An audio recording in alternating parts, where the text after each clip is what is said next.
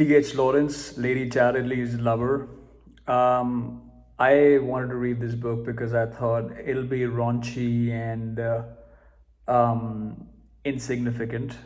It is anything but raunchy. It is anything but insignificant. It is so much more than describing it in that little statement. I thought it's going to be a small book. I'm just going to breeze through it. It's not going to make any difference to me. It's just going to be one of those books, that come and go, and it's just a good weather read. But little did I know that there'll be so many things which I will appreciate about this book. First of all, let me tell you about the premise a bit. There is a man who has been recently paralyzed, and he's a rich man. He owns a lot of coal mines and all that. Let's call him Mr. Coal. Mr. Coal owns a lot of coal mines and all that, and he has just got married. Despite being paralyzed, he's got married. Most of his things don't work, only his upper body works. So he's paralyzed down there, or so we are led to believe. Then he marries a girl who's quite comely and very insignificant girl with very insignificant features. And in the beginning, she tries to assist him a lot, and for a year or so she just goes on with life. And she notices that he has a lot of intent to be a very rich kind of baron in England. So he's quite posh and bossy, and he doesn't believe in he's just all about his own self and all about his own life. He wants to be a writer, so he's writing a lot of things. She's typing it out for him. Her sister comes to visit him after a year odd, and she goes like, "Oh my God, you've become so pale. What's wrong with you?" And she comes into her life, the sister, and she tells this guy that, "You know what, you need to have a maid now. My sister's not gonna do all this." And she says to her sister, "What's wrong with you? You've gone so sickly thin and pale. You used to be such a good looking girl and all that." So, from an outsider's perspective, she feels a bit like, oh, maybe she's right. And then a new maid comes into the house, and she's relieved that, okay, now she doesn't have that duty anymore. Meanwhile, he tells her that he doesn't mind if she sleeps with other men, and she's bored, and she does try to sleep with one or two people, but it somehow doesn't last very long, and she's just not able to understand. And then he tells her, Mr. Cole tells his wife that he wants an heir. So he doesn't mind if she has a child outside of marriage, as long as he doesn't know about it. She can have an affair, but he doesn't need to know about it. And he trusts her judgment. So she goes and finds someone to fall in love with. Unfortunately for Mr. Cole, he's someone who Mr. Cole doesn't like at all. And initially, even the protagonist, our lady, Connie, she doesn't like him at all. And as things go, they end up being together. And so the story goes.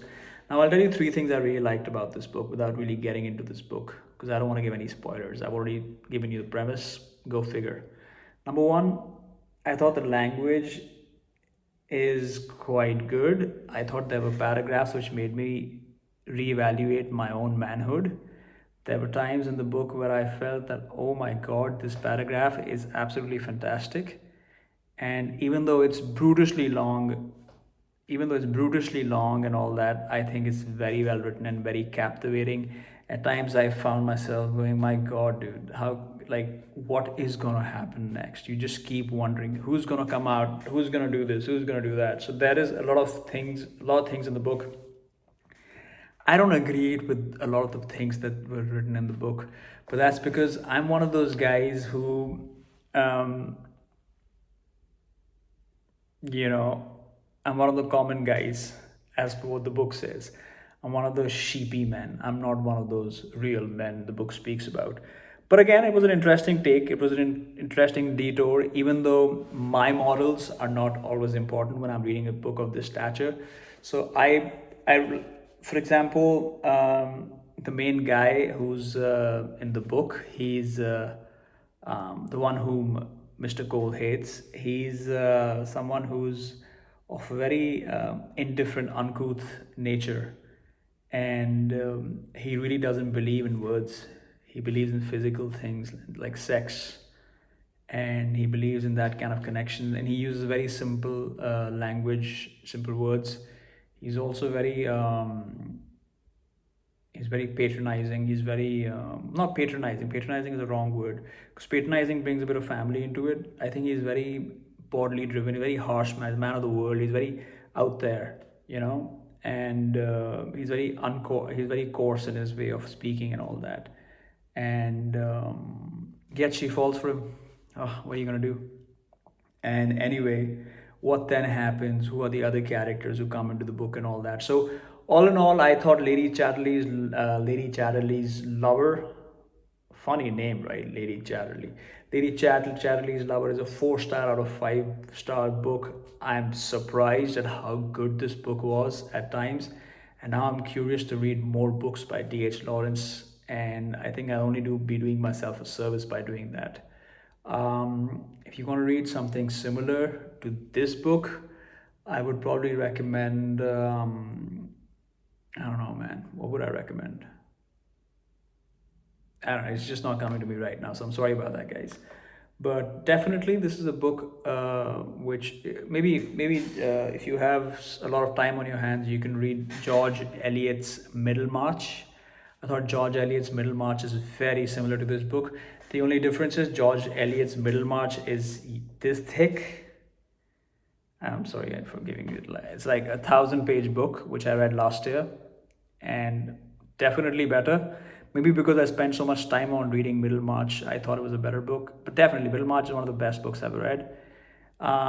Lady Chatterley's Lover is not an erotica. It will make you think about things. It'll make you reevaluate your own morals, and it'll make you understand the sham of society that we all are engarbed in, including me and you. I don't know if garbed is a word. All right, guys, thank you for watching. I hope you like the style of the book review where I speak at length about the book.